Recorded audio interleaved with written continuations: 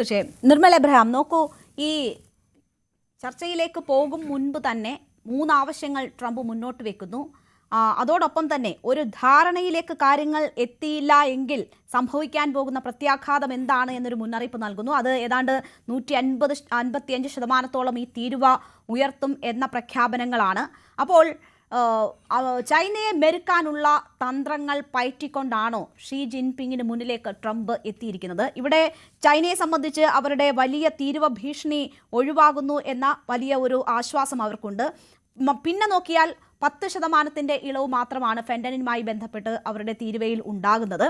അതിനുമപ്പുറം വലിയ നേട്ടങ്ങൾ കാണുന്നില്ല. അപ്പോൾ അമേരിക്കയെ സംബന്ധിച്ച്, ട്രംപിനെ സംബന്ധിച്ച് ചൈന വലിയ രീതിയിൽ ഭീഷണികൾ ഉയർത്തുകയും ബദൽ മാർഗങ്ങൾ തേടുകയും അവരുടെ തീരുവ ഭീഷണിക്ക് മുന്നിൽ ഒട്ടും വഴങ്ങാതിരിക്കുകയുമാണ് ചെയ്തു വന്നിരുന്നതെങ്കിൽ പോലും ഇപ്പോൾ ഈ കഴിഞ്ഞ ചർച്ചയോടുകൂടി ഉണ്ടായിരിക്കുന്ന തീരുമാനങ്ങൾ ട്രംപിനെ സംബന്ധിച്ച് അല്പം മേൽക്കോയ്മ നൽകുന്നുണ്ടോ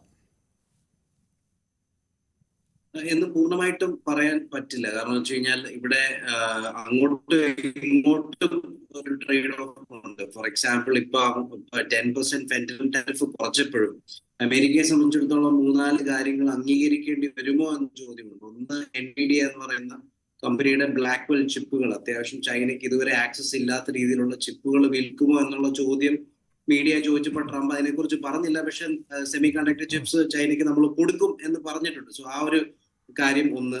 2, ഈ റെയർ എർത്ത് മിനറൽസിന്റെ കേസിൽ ചൈനയ്ക്ക് അമേരിക്കയുടെ മേൽ നിന്ന് മാത്രമല്ല ലോകത്തുള്ള ഒരുവിധം രാജ്യങ്ങൾക്കെല്ലാം മേൽക്കോയ്മയുണ്ട്, അവർക്കൊരു ആധിപത്യമുണ്ട്. അതിന് മേൽ തലവെച്ച് കൊടുത്തതാണോ എന്നുള്ളൊരു ചോദ്യം കൂടെ ഉണ്ട്. കാരണം വെച്ച് കഴിഞ്ഞാൽ റെയർ എർത്ത് മിനറൽസ് ബ്ലോക്ക് ചെയ്ത് കഴിഞ്ഞു കഴിഞ്ഞാൽ, പ്രത്യേകിച്ച് ഫ്യൂച്ചറിസ്റ്റിക് ആയിട്ടുള്ള ഒരു ലോകത്തിലേക്ക് മൂവ് ചെയ്യുമ്പോൾ അതിന് ഏറ്റവും അത്യാവശ്യമായിട്ടുള്ള റെയർ എർത്ത് എലമെന്റ്സും മിനറൽസും, ഫോർ എക്സാമ്പിൾ ലിഥിയം അല്ലെങ്കിൽ ഗ്രാഫൈറ്റ് അല്ലെങ്കിൽ കൊബാൾട്ട് പോലുള്ള മിനറൽസ് അത്യാവശ്യം ഏറ്റവും അധികം വേണ്ടിയത് അമേരിക്കൻ കമ്പനികൾക്ക്. വലിയ അമേരിക്കൻ കമ്പനികളായുള്ള ടെസ്ല ആയിക്കോട്ടെ, ആപ്പിൾ ആയിക്കോട്ടെ, ക്വാൽകോം ആയിക്കോട്ടെ, അവരൊക്കെ മുന്നോട്ട് പോകുന്നത് തന്നെ ചൈന ഉള്ളത് കൊണ്ടാണ്. അതുകൊണ്ട് പൂർണ്ണമായിട്ടും ചൈനയെ പിന്തള്ളിക്കൊണ്ട് പോകാൻ പറ്റില്ല. അതുകൊണ്ട് ഇംഗ്ലീഷിൽ ഒരു ചൊല്ലുണ്ട്, keep your friends close and enemies close എന്നൊരു ചൊല്ലുണ്ട്. അപ്പൊ ശത്രുക്കളെ മെരുക്കിക്കൊണ്ട് പോകുന്ന ഒരു മാർഗമായിട്ട് ട്രംപ് ഇതിനെ കണ്ടു എന്നല്ലാതെ ട്രംപിന് ഒരു മേൽക്കോയ്മ കിട്ടി എന്ന് പറയാൻ പറ്റില്ല. കാരണം ട്രംപ് മുമ്പ് പറഞ്ഞത് ഫെന്റനിലാണ് അദ്ദേഹം വാദിച്ചിരുന്നത്. അമേരിക്കയിലേക്ക് എത്തുന്ന ശക്തമായിട്ടുള്ള ഡ്രഗായിട്ടുള്ള ഫെന്റനിലിന് പിന്നിൽ പ്രവർത്തിക്കുന്നത് ചൈനയാണ്. പണ്ട് ഒപ്പിയം വാർ നടത്തിയ പോലെ ഞങ്ങളുടെ യുവാക്കൾക്കിടയിൽ ഫെന്റനിൽ പ്രചരിപ്പിക്കുന്നത് ചൈനയാണ് എന്ന് പറഞ്ഞ് അദ്ദേഹം 20% ടാരിഫ് ഒക്കെ ഇട്ടെടുത്തിന്ന് ഒരു വിട്ടുവീഴ്ച നടത്തി. ആ വിട്ടുവീഴ്ച നടത്തിയതിന് ഫലമായിട്ടാണ് റെയർ എർത്ത് മിനറൽസിന് മേൽ എക്സ്പോർട്ടിന്. തുടർന്നോളൂ നിർമ്മൽ. ശരി നിർമ്മല്, ചില സാങ്കേതിക പ്രശ്നങ്ങൾ ഉണ്ടെന്ന് സാധിക്കുന്നുണ്ടോ? കേൾക്കാം, തുടർന്നോളൂ. ഓക്കെ, അപ്പം എവിടെ വെച്ചായിരുന്നു കട്ടായിരുന്നു പറയുമെങ്കിൽ ഞാൻ അവിടെ നിന്ന് തുടരാം. ഫെന്റനിലിന്റെ കേസിൽ, അപ്പൊ ഫെന്റനിലിന്റെ കേസിൽ ഇപ്പം അദ്ദേഹം വിട്ടുവീഴ്ചയ്ക്ക് തയ്യാറായല്ലോ. 20% ആയിരുന്ന 10% കുറച്ചു. അദ്ദേഹം ശക്തമായിട്ട് ബാധിച്ചുകൊണ്ടിരുന്ന ഒരു കാര്യം ചൈനയാണ് ഇതിന് പിന്നിൽ. അവിടുത്തെ പണ്ട് ഒപ്പിയം വാർ നടത്തിയ പോലെ ഫെന്റനിൽ അങ്ങോട്ട് കടത്തിവിടുന്നതും പ്രചരിപ്പിക്കുന്നതിന് പിന്നിൽ ചൈനയാണെന്നൊക്കെ പറഞ്ഞെടുക്കുന്നത് 10% താത്തിക്കൊണ്ടു വന്നു. അതുകൊണ്ട് മാത്രമാണ് റെയർ എർത്ത് മിനറൽസിന്റെ കേസിൽ വിപരീതമായിട്ട് ചൈന കൊടുത്തത്. പക്ഷെ മാത്രമല്ല, മൊത്തം ഗ്ലോബലി നോക്കുകയാണെന്നുണ്ടെങ്കിൽ ക്വാഡിന്റെ കേസ് നമുക്കറിയാം. 2004 തുടങ്ങി ക്വാഡ് 2007 ഒബാമ കയറുന്നതിന് തൊട്ട് മുന്നേ ആയിട്ട് ക്വാഡ് ഏകദേശം മരിച്ചതിന് തുല്യമായിരുന്നു. പിന്നീട് 2017 ഡൊണാൾഡ് ട്രംപ് ആണ് ക്വാഡിനെ പുനർജീവിപ്പിച്ചു കൊണ്ടത്. ബൈഡൻ ഒരുവിധമായി അതിന്റെ ലെഗസി പിന്തുടർന്നപ്പോഴും. ഞാൻ ഒന്ന് ഇടപെട്ടോട്ടെ നിർമ്മൽ. നോക്കൂ, ഇവിടെ ഇപ്പോ ട്രംപിനെ സംബന്ധിച്ചുള്ള പ്രധാനപ്പെട്ട വെല്ലുവിളി ഈ അപൂർവ ധാതുക്കളുടെ കയറ്റുമതിക്ക് കനത്ത നിയന്ത്രണം ഏർപ്പെടുത്തിയിരുന്നത് വലിയ ഭീഷണിയായിരുന്നു. ട്രംപ് മറിച്ച് മറ്റ് ചില വിപണികൾ കണ്ടെത്താനൊക്കെയുള്ള ശ്രമം നടത്തിയിട്ടുണ്ട്. ബദൽ തേടാനുള്ള വലിയ തരത്തിലുള്ള തീവ്രമായ ശ്രമങ്ങൾ ട്രംപിന്റെ ഭാഗത്തു നിന്നുമുണ്ട്. പക്ഷേ ഇപ്പോൾ ഈ പ്രതിസന്ധി പരിഹരിക്കുക എന്നത് ട്രംപിന്റെ വലിയ ആവശ്യമായിരുന്നു. അവിടെ ചൈന വഴങ്ങിക്കൊടുത്തിരിക്കുകയാണ്. മറ്റൊന്ന്, ഈ ചോളം കർഷകരുടെ പ്രശ്നമാണ്. വലിയ രീതിയിൽ ചോളം കെട്ടിക്കിടക്കുന്നു.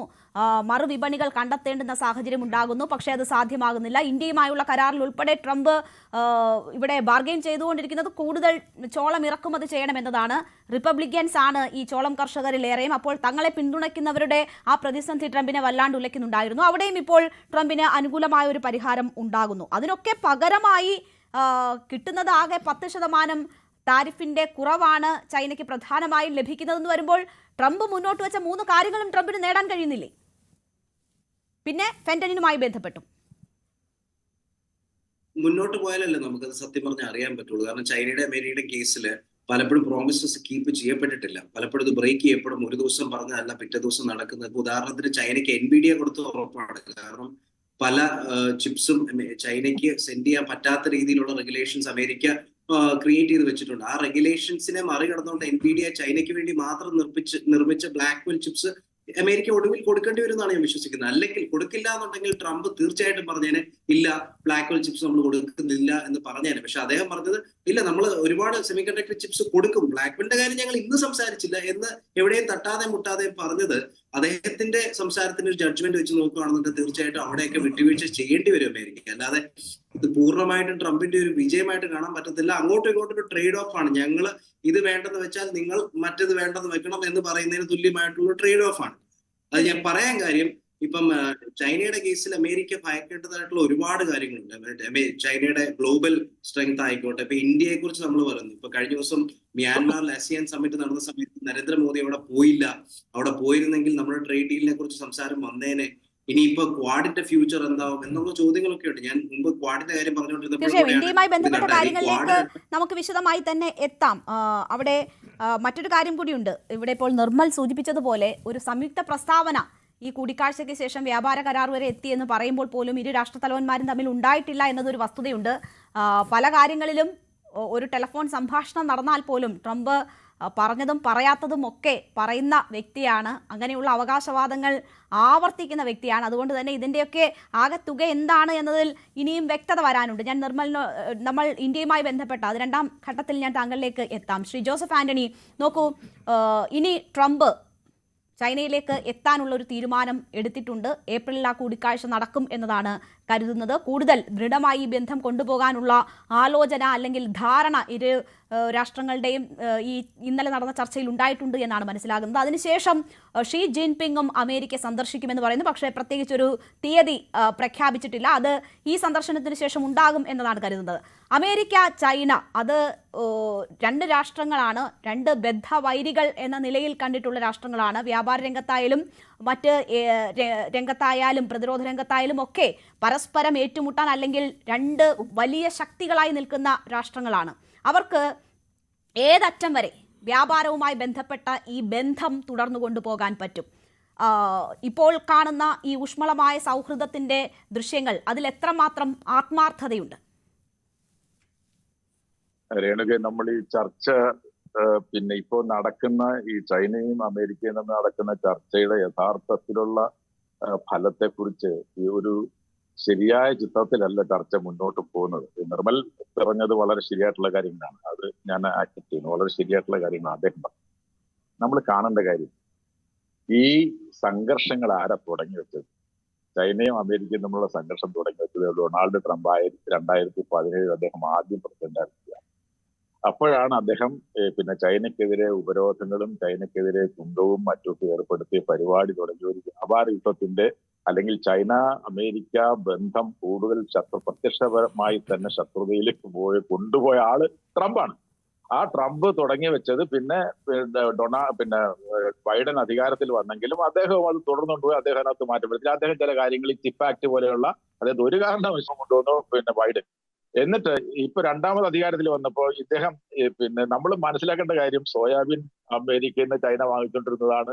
അത് അമേരിക്കയിലേക്ക് ഈ റെയർ എർത്തുകൾ ചൈന കയറ്റുമതി ചെയ്തുകൊണ്ടിരുന്നതാണ്. ഇതെല്ലാം ചെയ്തുകൊണ്ടിരുന്നതാണ് നേരത്തെ. ഈ ചെയ്തുകൊണ്ടിരുന്നത് നിർത്തിവെക്കേണ്ടി വന്നു ചൈനയ്ക്ക്. എന്തുകൊണ്ട് നിർത്തിവെക്കേണ്ടി വന്നു? ആവശ്യമില്ലാത്ത തരത്തിൽ ചൈനയ്ക്കെതിരായിട്ടുള്ള താരിഫുകൾ വർദ്ധിപ്പിച്ചപ്പോൾ അതിനുള്ള തിരിച്ചടി എന്നുള്ള നിലയ്ക്കാണ് ചൈന ഇതെല്ലാം തുടങ്ങിയത്.